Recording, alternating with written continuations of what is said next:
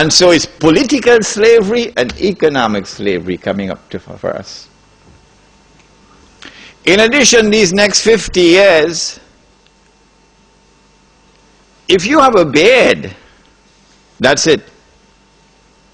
You're going to be targeted, hounded like a dog. If you refuse to dress like them, and you want to dress in a manner which identifies you as a Muslim, they're coming after you.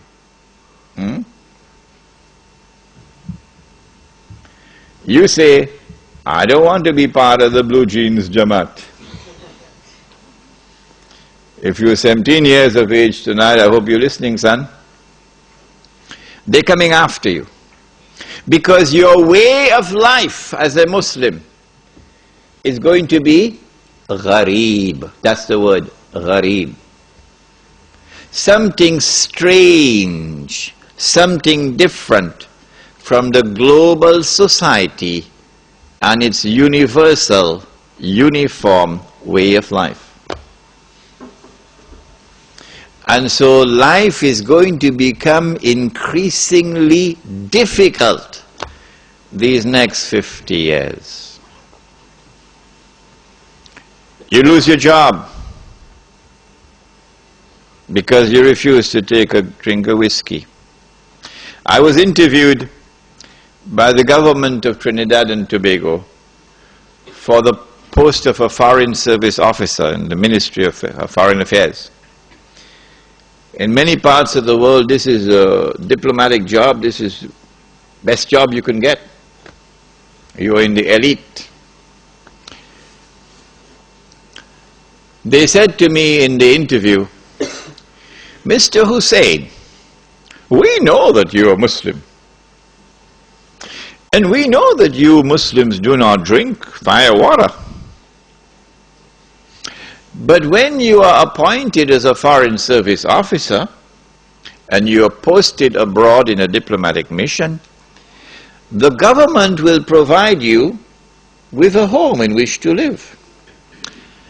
And you will be required, for fulfilling your job, you'll be required to keep alcohol in your home. And Mr. Hosein, we have something more to say to you. You would be required to serve alcohol at your table. Remember, Mr. Hosein, we're not asking you to drink this stuff. We're just asking you to serve it and to keep it in your home. So I told them to get lost. I'm not going to keep it in my home. And I'm not going to serve it at my table. So they replied, they responded, I got the job, but they never posted me abroad. I remained in the job for 5 years without ever getting a diplomatic passport. Because you got to make your first trip abroad. When you make your first trip abroad, then you get your diplomatic passport. So I never got a diplomatic passport. This is what you're going to have to put up with now. So your job that you're holding on to now, and you think you're secure, and with the salary you could pay the monthly mortgage, to which bank?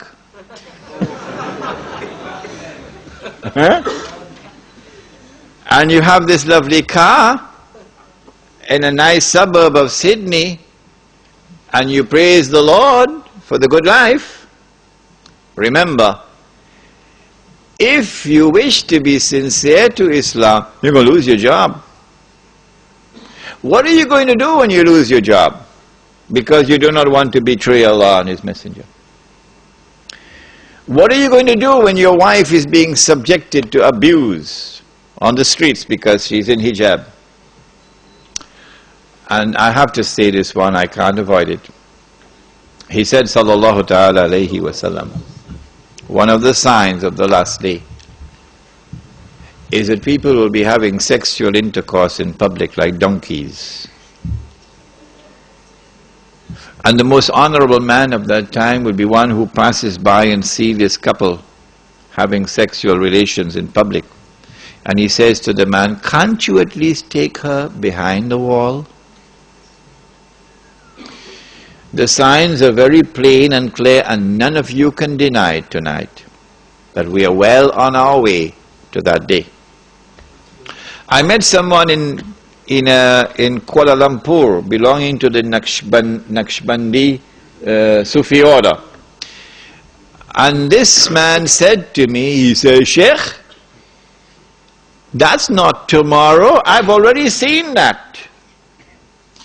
I have seen that on a street of Tokyo in Japan.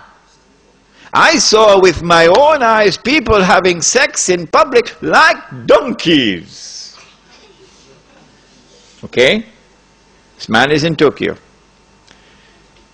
If they're not doing it on the street now, like donkeys, they're doing it in other places. But it's going to come onto the streets. My question to you is, what are you going to do? When you're in political slavery, when you're in economic slavery, when you're part of a global society now which is demonizing you, you're losing your jobs, your wife is being abused, and now your children have to see these things before their eyes, what are you going to do? My answer is, if you're comfortable with that, you can stay in downtown Sydney. But if you're not comfortable with it, then you'll be interested in the rest of the lecture. Surah Al-Kahf of the Quran responds and tells us, وَإِذِ اعْتَزَلْتُمُوهُمْ وَمَا يَعْبُدُونَ إِلَّا اللَّهَ فَأْوُوا إِلَى الْكَهْفِ يَنْشُرْ لَكُمْ رَبُّكُمْ مِنْ رَحْمَتِهِ وَيُهَيِّئْ لَكُمْ مِنْ أَمْرِكُمْ مِرْفَقًا. You got to disconnect from that godless world. It is only when you disconnect, فَافْرِقْ بَيْنَنَا وَبَيْنَ الْقَوْمِ الْفَاسِقِينَ, the dua of Musa alayhi salam. It is only when you disconnect, only then will Allah's rahmah come upon you. How do we disconnect? Well, you go back to Bangladesh, it's the same Gog and Magog world order. You go Karachi, it's the same like downtown Manhattan. How do you disconnect? The answer is, you got to get out of the godless cities, because the world of globalization is witnessing the countryside being denuded and the masses moving into the cities, of course, to provide cheap labor. As the masses move into the cities, you now have, for the first time in history, mega cities. 10, 20 million people in a city. So we move in the opposite direction from the rest of mankind. That is hikmah. Allah is impressed now by the Muslim who moves in the opposite direction from the global society. As you disconnect from the godless world and you go out into the open countryside, please don't come at me at the end of the lecture and ask me, are we going to abandon those in the city? Are we going to have da'wah in the city? Do not come with that question at the end of the lecture. Because we are not isolating ourselves. No. In fact, we can do far more da'wah from that village than we can from downtown Sydney. We go and buy land where land is cheap and where there's water, fertile land. 10, 20 years from now, when this audio tape is in the hands of a little 17-year-old who's not even born today as I'm speaking to you, in his heart this fire, this flame will be burning now. I want to go and do it. Go and buy land where land is cheap and where there's water. And you're far enough away from the godless world. The farther you are away, the better it is. And go and establish Allah's deen. Not at the macro level, because that's not possible, but at the micro level, because that is possible. In this Muslim village, you're not going to abandon jihad. Oh no. The Muslim village cannot threaten the state. Absolutely clear.